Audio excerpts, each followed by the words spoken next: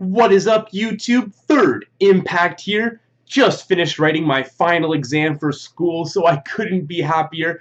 But I also just finished watching something too, and that was the third episode of No Game, No Life.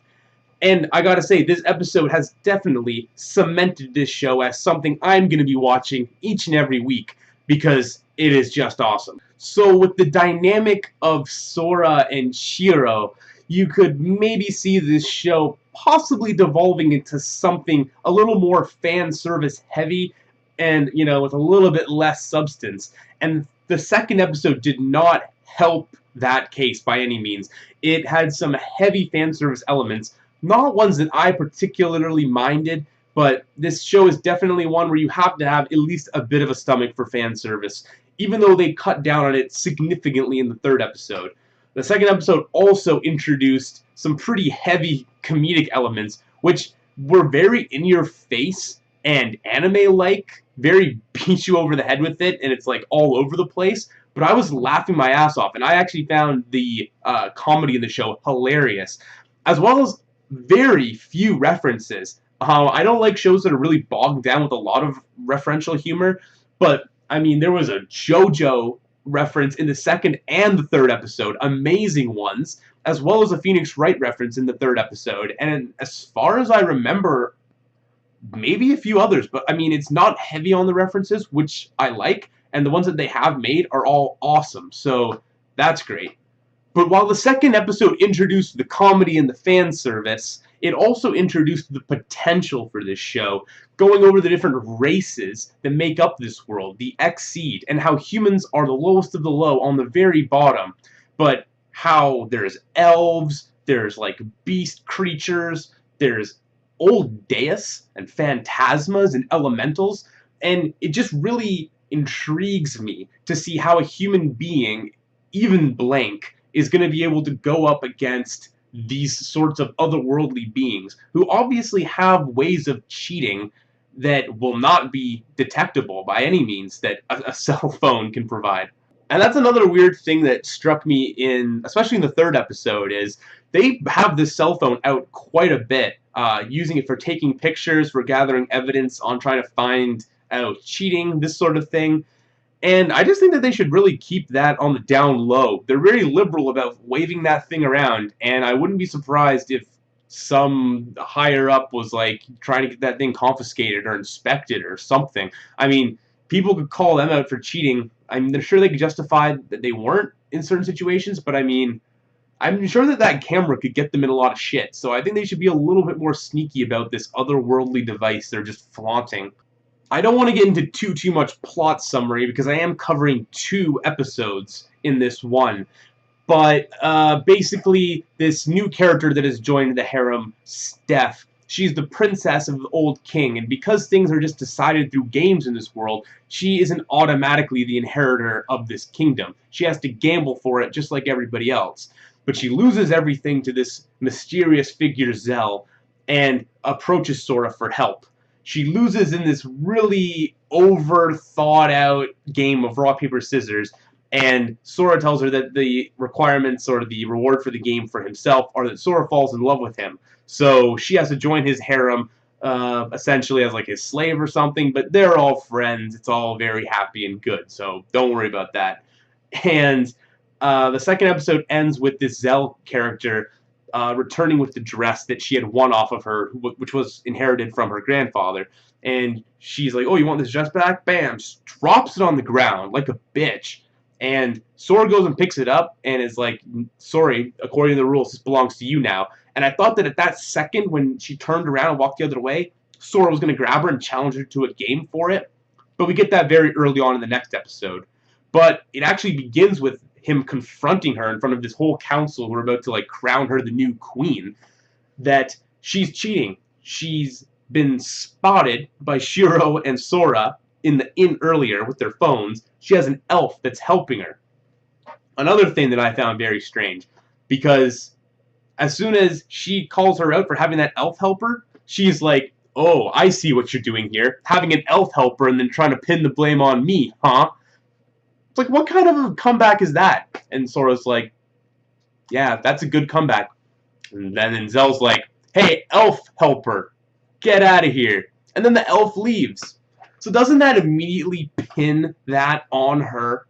Isn't she a cheater now? I mean, it wasn't proven because it wasn't in the game, but that's her. She's clearly a cheater, and she was using that elf to cheat. So everybody, watch her, keep your eyes on her. She's a dirty cheater. But apparently that's not a thing, so whatever. And then, Sora and Shiro are brought into a caravan by Zell, who tries to convince them that she wants to win this kingdom with the help of the elves, but that she won't become a puppet to the elves, that she will amass power within the kingdom with their help, but then break away from them and wall off the kingdom from all the rest of the races and from all games in order to protect it, which makes sense because like was established with those other races and with magic and cheating and all these sorts of things, how are humans supposed to stand a chance against elementals and phantasmas in a game where, I mean, in a world story where games dictate everything and cheating is allowed if you can't detect it or pick up on it? So she is doing something noble, but at the same time, Sora sees this as the fact that they have been challenged to a game, or they have challenged her to a game, and that because she has approached them and told them all of this information, it's 100% certain that it isn't 100% certain that she's going to win the game. Bam! Okay, I got it. I was close. I almost messed that up.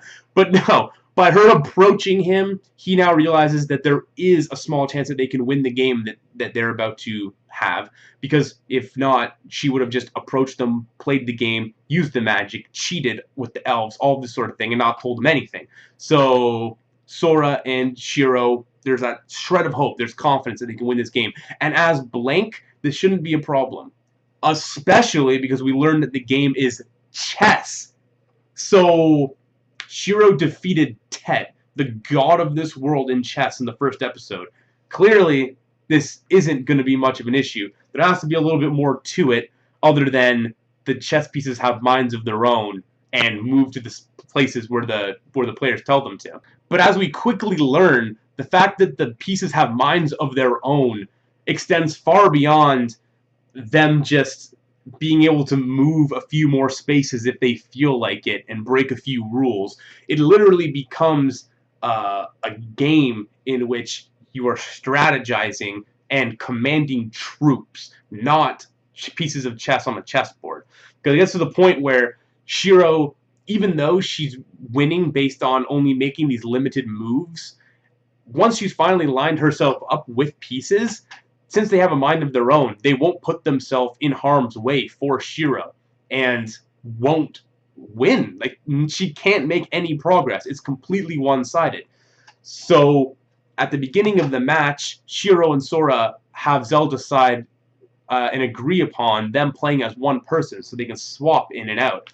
And this is when Sora swaps in for Shiro and delivers an amazing speech. He completely riles up the troops behind him and just says, like, I will reduce the taxes. Like, he tells them he's going to reduce their taxes, the chess pieces. And this entices them enough to, like, really fight. Like, I don't know. And then it's later justified that men will fight for, like, cuteness and for moe. So that's how, like, as their team of Shiro and Sora together, they have, like, the perfect duo. But, I mean, they weren't fighting for Shiro earlier, even though she was cute. So I guess they still needed Sora to light a fire in their bellies.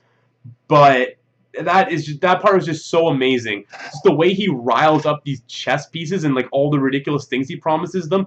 At one point he's like, and if you guys are victorious, you can bang any girl here or something like that, or I'll allow you to bang anybody. Something stupid like that. But it's like, it's so dumb, but it's so funny. And he raises the morale enough to turn the tides of the fight, but it turns out that Zell is using magic to cheat. It wasn't just that she had greater charisma or she could spark greater morale in the troops. She was using elven magic in order to boost their morale, and she is also using elven magic to make it so that whenever one of her troops touches another one of their troops, they are becoming mind-controlled and go on to Zell's team, which is completely cheap, but also can't be detected as cheating magic because it appears as though the troops are just losing morale and going to the other side. And it eventually gets to the point where Zell's queen is about to take out Sora and Shiro's king, and an even more hilarious moment to when Sora riled up all the troops. He jumps onto the chessboard and takes the king's place and seduces the queen, essentially. Says, like, how could your king send you into fight to do his dirty work and all of this stuff, and completely sweet talks the queen into not killing the king, just like how Shiro's pieces were useless against Zell's at the beginning of the match. And Zell orders one of the pieces to take out the queen, and you see them make eye contact, and the knight can't do it. He starts to cry, and it looks like they're going to win through pacifism. They're going to win through non-violence next episode. But the second and third episode have just really, like I said at the beginning of the video, really cemented this show as being one I'm going to be checking out every week. The second episode really introduced the potential that the show had, and the third episode really followed through with it. The rock, paper, scissors was a little silly, but I consider this chess game the real first game of No Game, No Life, and it was way more creative and elaborate than I imagined that it was going to be, so I can't wait to see where this goes with the other races. Sora and Shiro, they're going to be king and queen like next episode. They're going to have the crowns they got in the opening. No big deal being king. And let's just see how far the show goes. I will see you guys next time, and peace.